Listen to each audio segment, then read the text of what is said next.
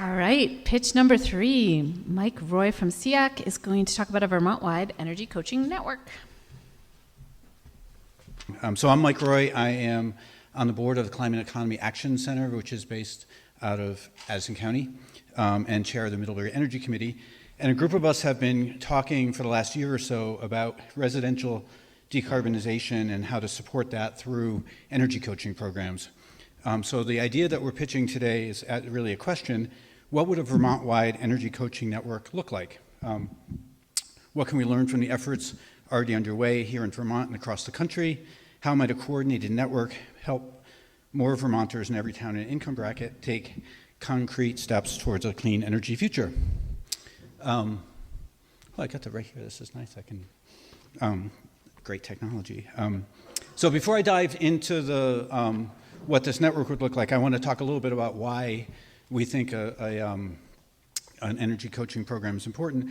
And I want to talk a little bit about what's called the last mile problem. So with every major infrastructure transformation, electricity, telephones, broadband, and I would include the transition to clean energy as one of those infrastructure transformations, there's what's known as a last mile problem.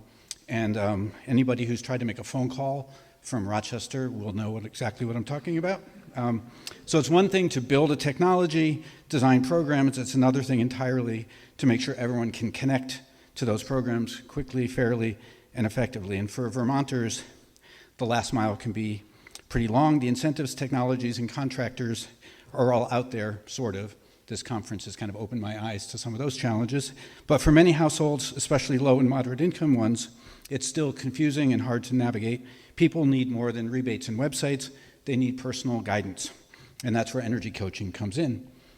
So in Addison County, we've launched what we're calling the Energy Navigator program, which does exactly that, sort of help residents connect to all of these different programs at no cost to the clients. So the navigators are local, trusted guides who help residents create a home energy plan, connect with contractors, and explore financing options. The navigators stay with their clients over time as they move from interest to action.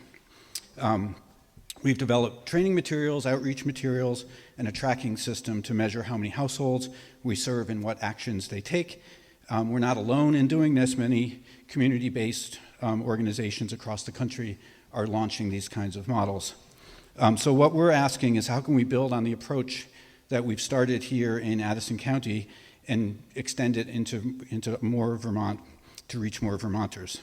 And we're asking some questions in terms of scaling, like what's the right balance between local relationships and statewide coordination?